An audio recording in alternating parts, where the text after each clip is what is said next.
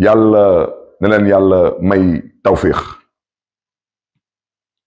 Bonsoir, Sénégalais d'ici et d'ailleurs. Je viens vers vous aujourd'hui pour pouvoir échanger et communiquer sur la gravité de l'heure. À l'entame de mon propos, je souhaiterais présenter mes plus sincères condoléances à l'ensemble du peuple sénégalais.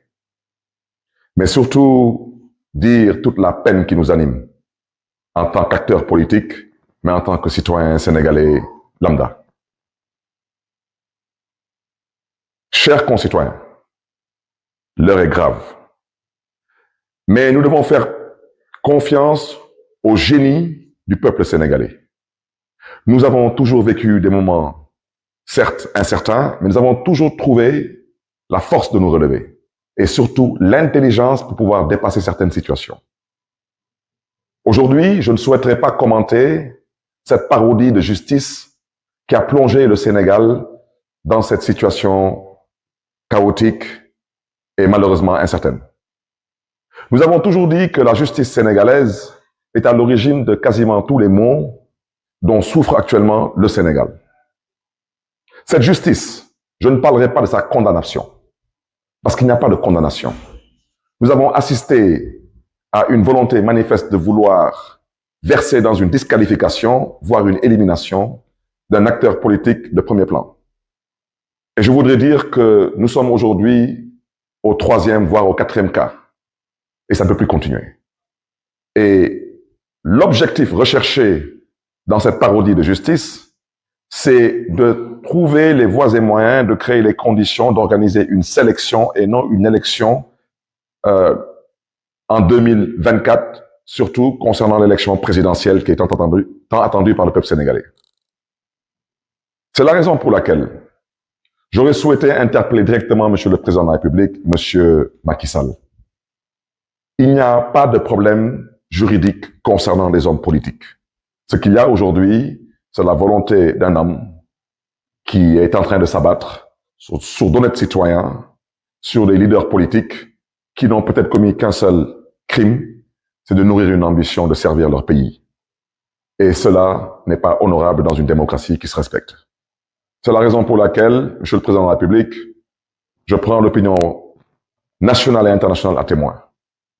Vous avez, lors de l'ouverture du dialogue national, vous avez, concernant la question du 3e mandat, vous avez dit que on n'a qu'à vous le demander en tout respect et en toute courtoisie. Et qu'il n'est pas question que vous acceptiez que certains vous le demandent par la force. Monsieur le Président de la République, pour la paix au Sénégal, nous sommes prêts, nous, à nous mettre à genoux. Parce que vous avez la clé aujourd'hui entre vos mains de la sortie de crise de ce pays et personne d'autre. C'est vous, Monsieur Macky Sall, vous, Président de la République. Alors, comme vous avez demandé à ce qu'on vous demande, s'il vous plaît, de ne pas briguer le 3e mandat, je vous demanderai 3 fois, s'il vous plaît, Monsieur le Président Macky Sall, d'évacuer cette question concernant cette volonté qui vous est prêtée de vouloir briguer un 3e mandat. D'abord, je vous demande, s'il vous plaît, en tant que maire de Dakar. Je vous demande, s'il vous plaît, en tant qu'acteur politique. Je vous demande, s'il vous plaît, en tant que jeune frère. Le Sénégal ne mérite pas ce qu'il est en train de vivre présentement. Le Sénégal ne mérite pas aujourd'hui de vivre cette souffrance qui nous est imposée au nom de la bêtise politique, et excusez-moi de cette expression. 2 jours de manifestation, 15 morts, injustifiables et inacceptables. Nous avons été, nous sommes et nous comptons rester ce modèle de démocratie sur le continent africain et à travers le monde. Et Monsieur le Président Macky Sall, vous avez la responsabilité historique d'accompagner le Sénégal à continuer à rester debout, droit dans ses bottes. Parce que le peuple sénégalais, en votant pour vous, n'a pas voté pour être massacré, n'a pas voté pour être humilié.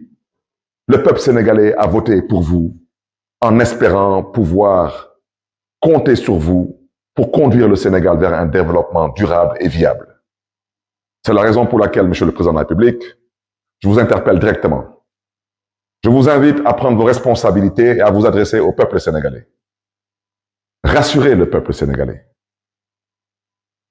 Prenez l'engagement de respecter vous-même vos propres engagements envers le peuple sénégalais, surtout lors du référendum que vous avez eu à organiser en revisant la Constitution du Sénégal, qui, vous l'avez déjà dit, et vous l'avez répété aussi bien au niveau national qu'à l'international, ne vous permet pas de prétendre briguer un troisième mandat.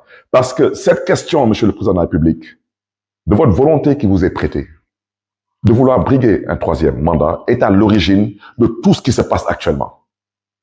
Monsieur le Président de la République, vous n'avez pas le droit d'éliminer des adversaires politiques. C'est ça la vérité. Parce que si le président Abdoulaye Wade, au passage à qui je rends un vibrant hommage, avait décidé d'en faire de même, je ne pense pas qu'aujourd'hui vous serez président de la République du Sénégal. C'est la raison pour laquelle je vous invite respectueusement, je vous invite une fois de plus à revenir à la raison, monsieur le chef de l'État. Regardez ces enfants. Regardez ces pères et ces mères de famille qui souffrent. Regardez ce pays aujourd'hui qui est à genoux. Je vous invite à vous ressaisir. Je vous invite à prendre cette main qu'on vous a tendue. Faites-le pour l'intérêt de ce pays qui vous a vu naître et grandir. Mais faites-le surtout pour l'intérêt de ce pays qui vous a donné tous les honneurs. Vous avez été dans ce pays ministre d'État, président de l'Assemblée nationale du Sénégal, premier ministre et chef de l'État. Ce pays ne vous doit plus rien du tout, monsieur le chef de l'État. À ce peuple sénégalais, ce peuple vaillant, je vous réitère mes condoléances. Nous avons tous mal. Mais sachez une chose, c'est que les épreuves de la vie sont faites pour renforcer les hommes et les peuples. Vous avez rendez-vous avec votre destin. Ne bousillez pas tout. Dans quelques mois, vous allez être un pays pétrolier et gazier. Beaucoup de choses changeront dans ce pays. Ne marchez pas vers le mur, ce n'est pas votre devoir.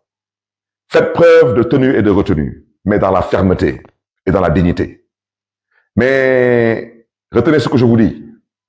La politique, c'est comme cela. Et c'est comme cela, malheureusement, dans la plupart des républiques bananières. Lors de l'ouverture de ce dialogue, certaines personnes, pour ne pas dire certains acteurs de certains bords, ont agité leur volonté de voir éventuellement l'actuel président proroger son mandat d'1 an ou de 2 ans. Je vous invite à ne pas leur donner cette possibilité. Je le répète que dans un pays pas loin du Sénégal, on a vu récemment un président rester au pouvoir pendant plus de 10 ans sans organiser aucune élection, au prétexte qu'il y avait une rébellion dans le nord de son pays. Dans ces conditions, ne donnez pas à certains acteurs politiques le prétexte ou l'excuse de rester encore au pouvoir, sachant qu'ils n'ont pas droit à un troisième mandat. Faisons preuve d'intelligence, faisons preuve de responsabilité, faisons preuve de citoyenneté dans la dignité et la fermeté, mais n'insultons pas l'avenir. Je vous l'avais dit, si nous n'arrivons pas à nous entendre, il y a un acteur qui rentrera en jeu. Et depuis 48 heures, cet acteur est en ville. Vous me permettrez de saluer l'armée sénégalaise, de leur souhaiter la bienvenue dans leur capitale et de prier pour eux, que Dieu les garde, que Dieu les bénisse. Je souhaiterais, à l'endroit de cette grande muette, vous dire que vous avez toujours été la fierté de ce pays, la fierté du continent.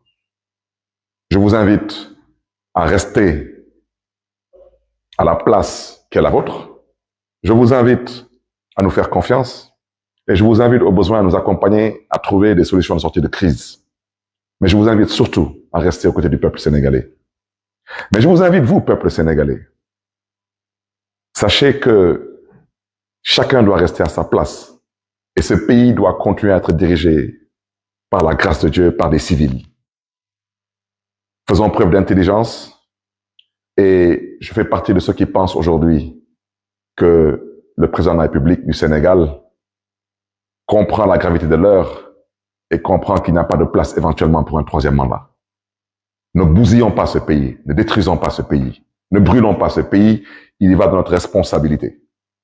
Je voudrais au passage remercier tous les chefs religieux du Sénégal, toutes religions confondues, toutes confréries confondues, pour leur engagement, leur posture, leur discours d'apaisement, de paix, leur invite à discuter, à dialoguer pour un Sénégal de paix, un Sénégal de stabilité et un Sénégal d'avenir.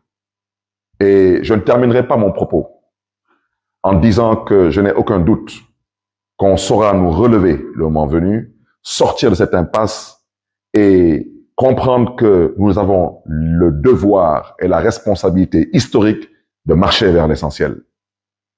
Sénégalais, Sénégalais, que Dieu vous garde et que Dieu vous bénisse.